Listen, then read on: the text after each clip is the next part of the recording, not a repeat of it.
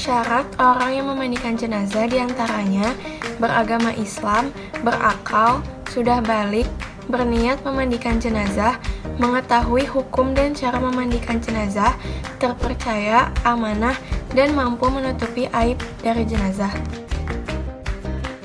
Kewajiban sebelum memandikan jenazah diantaranya: yang pertama, memejamkan mata jenazah yang terbuka. Sesuai dalil hadis dari Ummu Salamah Hindun bintu Abi Umayyah radhiyallahu anha mengatakan, Rasulullah Shallallahu alaihi wasallam saat mendatangi Abu Salamah yang telah meninggal, ketika itu kedua matanya terbuka.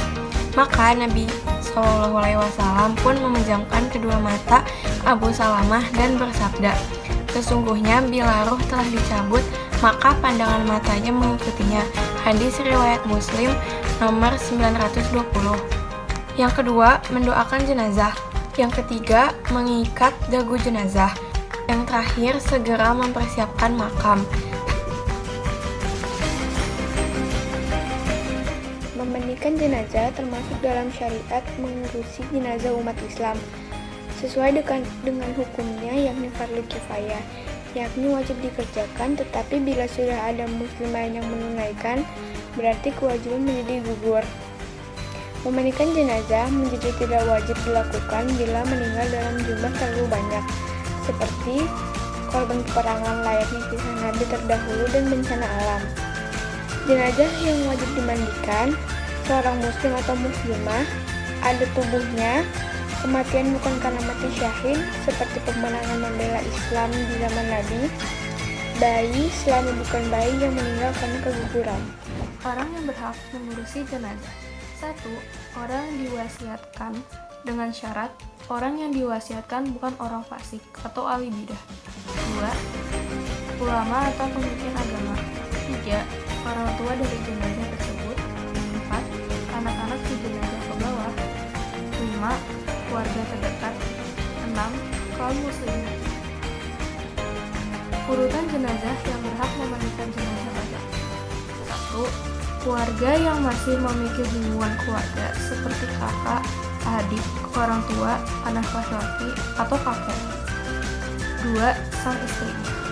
3. Laki-laki yang tidak ada hubungan kekerabatan seperti tetangga. Perempuan yang masih mahram seperti anak perempuan. Yang berhak memandikan jenazah perempuan. Seorang suami berhak memandikan istrinya serta diperbolehkan melihat seluruh anggota tubuh tanpa terkecuali.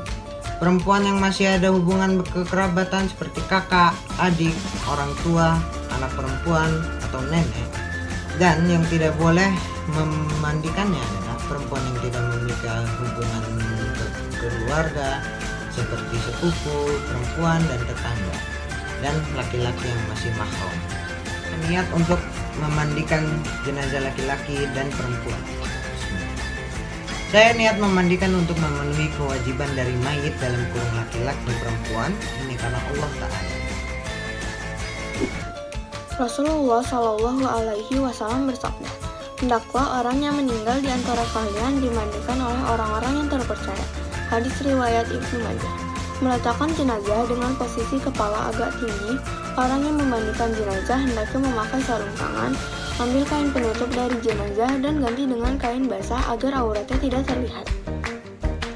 Setelah itu, bersihkan dengan menggosok lembut giginya, lubang hidung, lubang telinga, celah ketiak, celah jari tangan dan kaki, serta rambutnya. Bersihkan kotoran jenazah, baik keluar dari depan maupun dari belakang terlebih dahulu. Caranya, tekan perut perlahan-lahan supaya kotoran yang ada di dalamnya keluar. Siram atau basuh seluruh anggota tubuh jenazah dengan air sabun. Siram atau basuh dari kepala hingga ujung kaki dengan air bersih. Siram sebelah kanan dahulu, lalu kiri masing-masing 3 kali. Memiringkan jenazah ke kiri, basuh bagian lambung kanan sebelah belakang. Memiringkan jenazah ke kanan, basuh bagian lambung kirinya sebelah belakang. Bilas lagi dengan air bersih dari kepala hingga ujung kaki. Siram dengan air kapur barus. Jenazah kemudian diwudukan seperti orang yang berwudu sebelum sholat. Pastikan memperlakukan jenazah dengan lembut saat membalik dan menggosok anggota tubuhnya. Bila keluar dari jenazah itu nanti setelah dimandikan dan mengenai badannya, wajib dibuang dan dimandikan lagi. Jika keluar najis setelah di atas kafan, tidak perlu diulang mandinya. Cukup hanya dengan membuang najis tersebut. Bagi jenazah wanita, sanggul rambut harus dilepas dan dibiarkan terulai ke belakang. Setelah disiram dan dibersihkan, lalu dikeringkan dengan handuk dan dikepang. Keringkan tubuh jenazah setelah dimandikan dengan handuk sehingga tidak membasahi kain kafannya. Setelah memandikan jenazah, berilah wangi-wangian yang tidak mengandung alkohol sebelum dikafani. Biasanya menggunakan air kapur garis. Oke adik-adik, kita udah di pembahasannya dan kita akan bahas peralatannya dulu ya adik-adik. Peralatannya ada banyak, yaitu ada tempat untuk memandikan jenazah, ada sabun, ada air, ada kapur, harus ada wangi-wangian, ada sarung tangan untuk memandikan, ada potongan, ada handuk, dan yang paling penting adalah ini dia. Tapi bohong. Bukan, yang paling penting adalah ya ini dia, benar, air putih. Sik. Nah adik-adik, sekarang itu niat untuk memandikan jenazah perempuan. Nih niatnya, aku bacain ya. Nawaitu ghusla adaan an hazihil mayyitati lillahi ta'ala. Itu niatnya adik-adik.